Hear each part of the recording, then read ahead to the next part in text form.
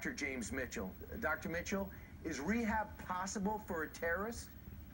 Well, I'm highly skeptical that it's going to work. There's a lot of problems that are built into any sort of effort to try to convince people that they should give up these ideologies, these violent ideologies. One of the main problems is that the actual text of the Quran and the Hadiths support these sort of ideologies of violence. So these folks have to try to convince them that what they're reading doesn't actually mean what it appears to mean when you read it in clear sentences. But how do we get the people who are Muslim and have no interest in killing you to read the Quran, and they have no problem existing in American society? How do we get the terrorists to be more like them? It's going to be tough, but part of the problem, I think, is that we are working at the wrong end of that pipeline. We should be working at the end of the pipeline where we're inoculating them against those kinds of attitudes instead of trying to fix it after the fact. Because what happens is the violent ideology is built in such a way that it has these anti-sabotage features to it. So it's perfectly acceptable to pretend that you're accepting a more moderate ideology until you get out. That's built into the system. The other thing that happens is you spend all this time trying to convince them that the beliefs that are inherent in the Quran and the Hadiths are not exactly what they appear to be when they, and then you release them back into a community where we have mosques that are teaching violent Salafist ideology. So it's like taking an alcoholic, giving them some kind of a treatment, and then releasing them in a bar. Yeah.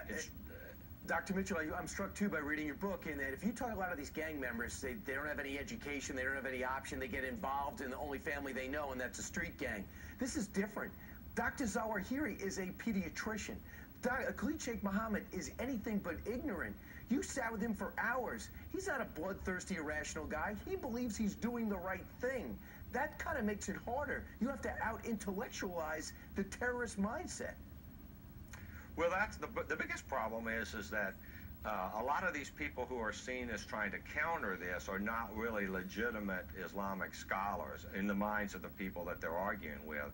I don't think these rehabilitation programs are going to work at all for a man like Khalid Sheikh Mohammed or any of the other more senior people.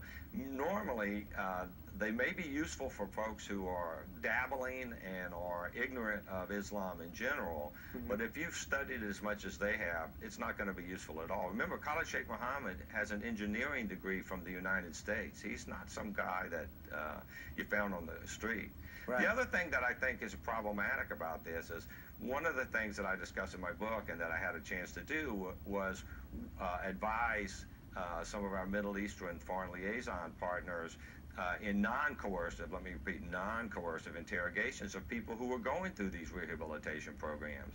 And the program itself is difficult to manage because at some point when the religious scholar decides that the person is back on the true path of Islam, you have to take that person's word for everything they say after that, because it's a sin for a Muslim interrogator to take the word of an infidel over the word of another Muslim, even if that Muslim's a prisoner. Unbelievable. What a challenge. Dr. James Mitchell, if you want to know the true terrorist mindset and what they have against us, pick up Enhanced Interrogation. He spent countless hours with the worst of the worst. Dr. Mitchell, thank you very much. Thanks for having me on anytime.